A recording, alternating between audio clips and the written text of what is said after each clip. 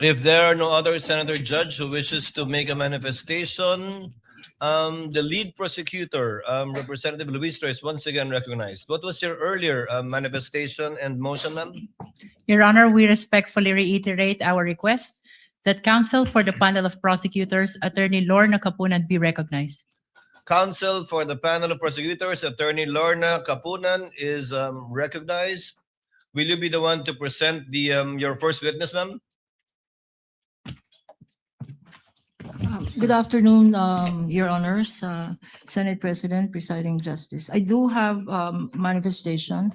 Well, in direct answer to the query of the presiding Senator Judge, I am not presenting the witness today.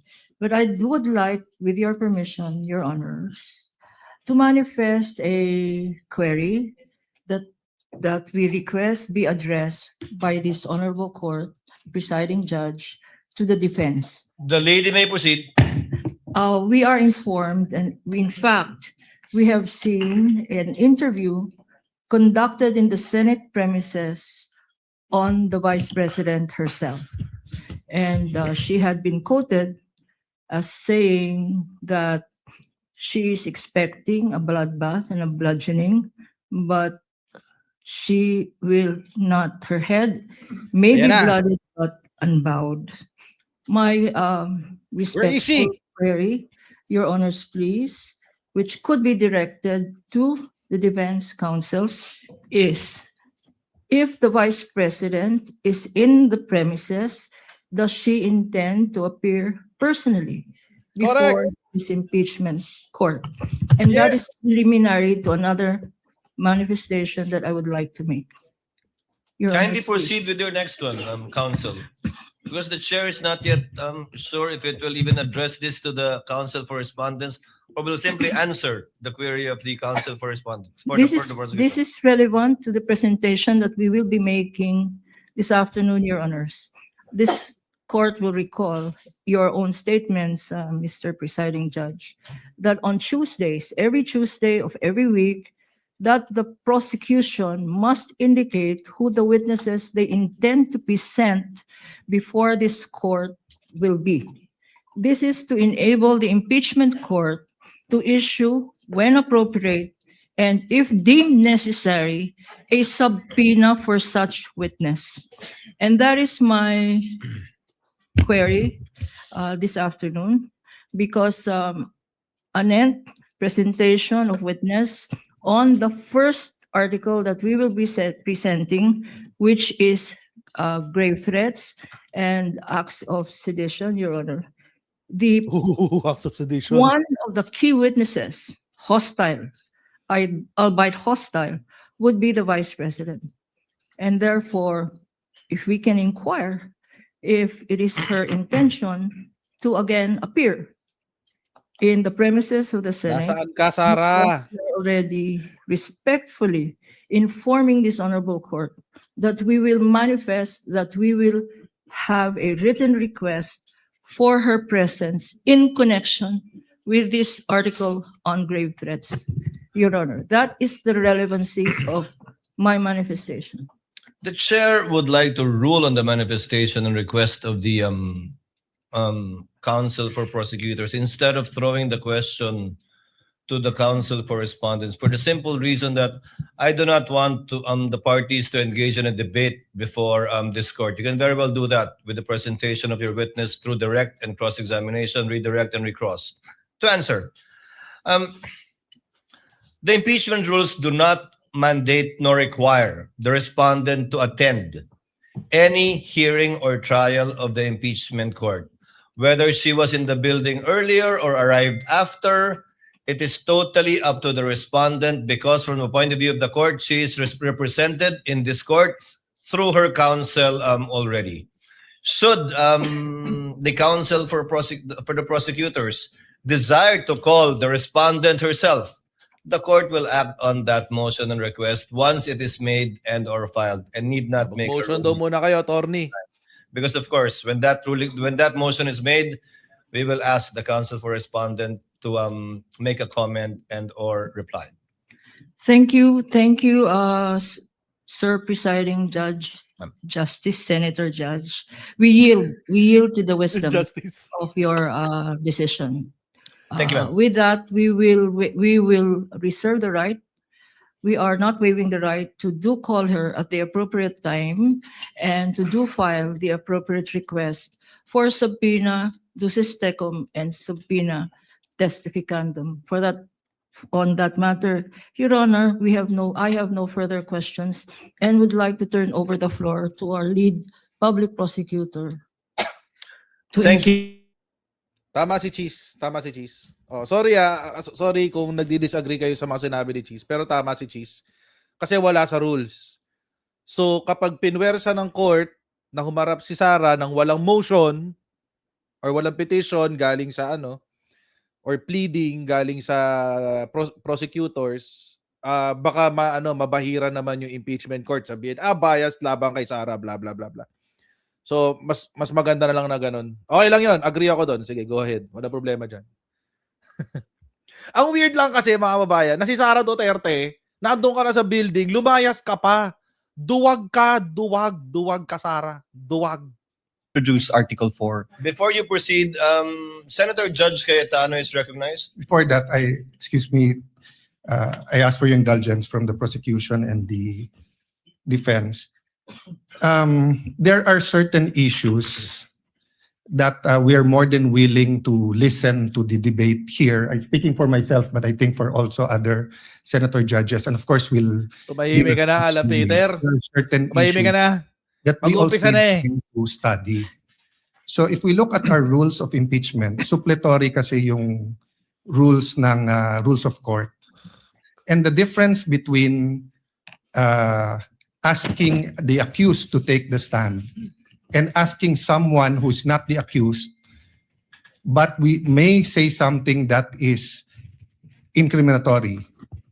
There's a wide difference. So the accused, under the rules of court, hindi mo pwedeng i-force to take the stand. Pero yung hindi accused, they have to take the stand and wait for the question, and then they can claim the right against Tumahimik ka na, Alan. Mag-uumpisa na, oh. we Ayan na, oh. argue that this isn't exactly a criminal court and a criminal offense. It's an impeachment court.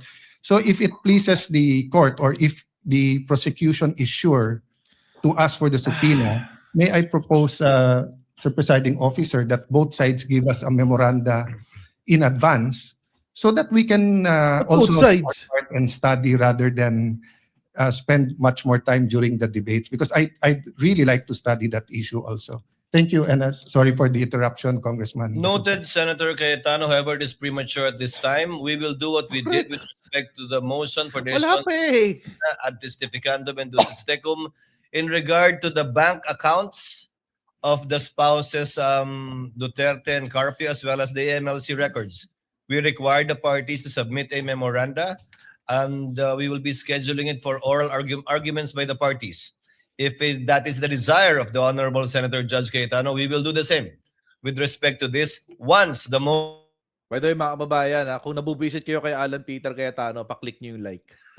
Click the like sa live stream kung nabubisit kayo kay Alan Peter. Your Honor. Honorable Senator Judges, noong 22 ng Hunyo 2026, nagulat at nagdalamhati ang buong bansa sa pamamaril sa Honor. isang paaralan.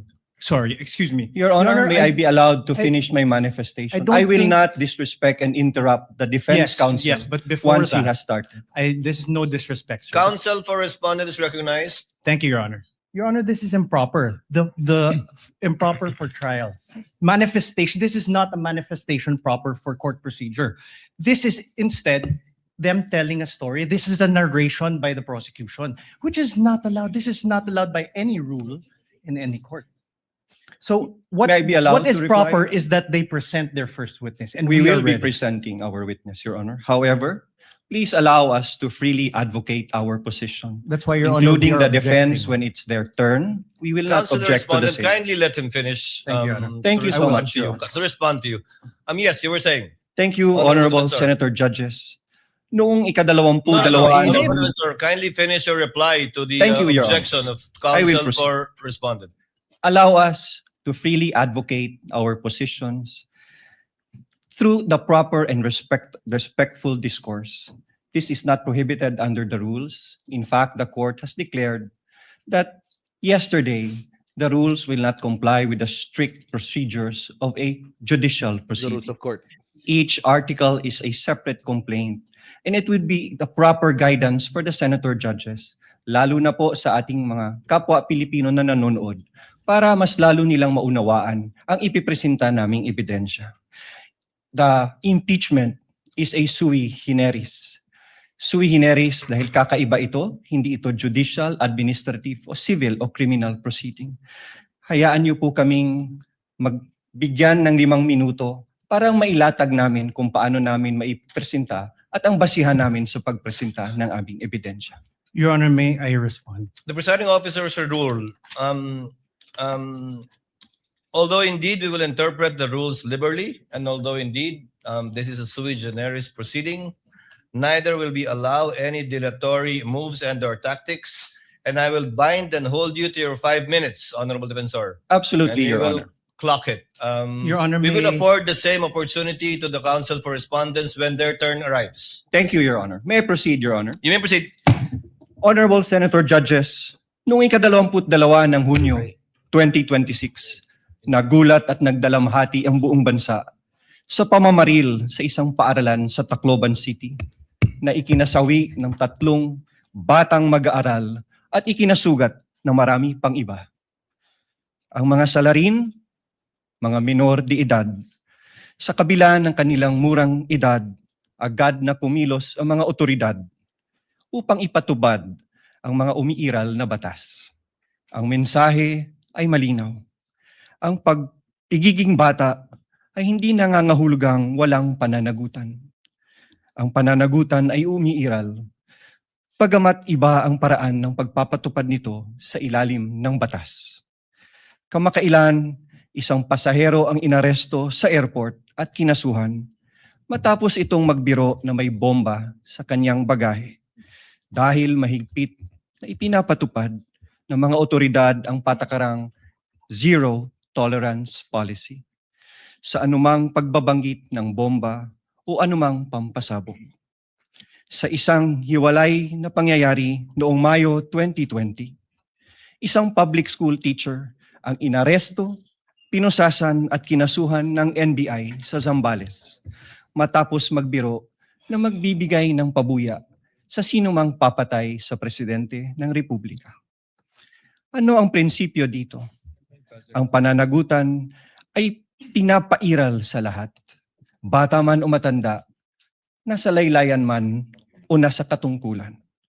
The prosecution comes before you today to present evidence for Article 4, establishing that Vice President Sara Zimmerman Duterte committed acts that betrayed the public trust, committed culpable violation of the Constitution, committed high crimes in publicly admitting through a live broadcast that she contracted someone to assassinate the President, the First Lady, and the former House Speaker.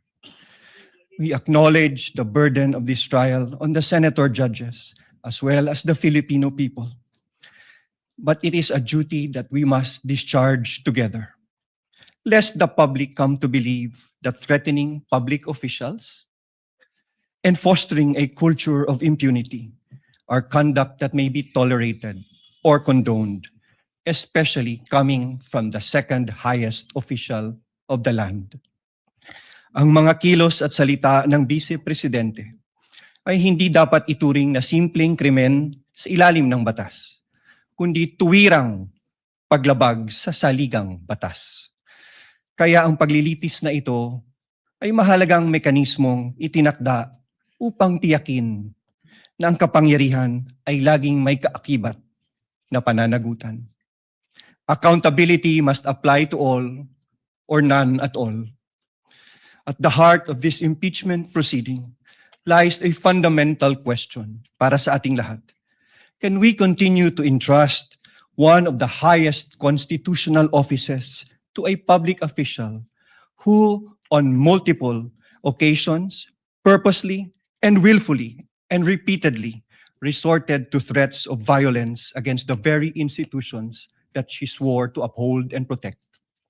The evidence presented in this article are not just derived from testimonies and authenticated documents, but from the Vice President's own words, own conduct, her very own public admissions. Her words were neither accidental nor taken out of context. They were uttered publicly with the intention to be taken seriously. Huwag kang mag-alala, ma'am, sa security ko kasi may kinausap na ako na tao. At sinabi ko sa kanya na kapag pinatay ako, patayin mo si BBM, Your Honor. si Lisa Marcos, si Martin Romualdez. No joke. No joke. What makes these threats especially sinister is that they do not come from an ordinary citizen, but from the Vice President herself, an official who under the Constitution stands to succeed the President of the Republic. Such statements carry a gravity far from the exercise of one's freedom of expression. They strike at the very heart of government. This is especially significant given that she has publicly declared her intention to run for president in the next election. What values do we expect from those who occupy the highest office in the land? Delicadeza, palabra de honor, integrity, and loyalty to your oath of office. These are not outdated ideals. They are the foundations of honorable public office. Maraming salamat po, Your Honors. The remarks of the gentleman are duly noted. However, Chair would like to inform and instruct the senator judges that the statement and manifestation made by the Honorable Defensor should not in any way be taken as evidentiary because it was merely a manifestation cum introduction of the fourth Yes. article of impeachment. Any evidence to be presented proving the fourth Correct. article of impeachment Tama yan, tama will yan. be done through a witness under oath, duly Tama. subscribed and subjected to direct and cross-examination. We Call your submit, first sir. witness, Your sir. Honor, may I be allowed also to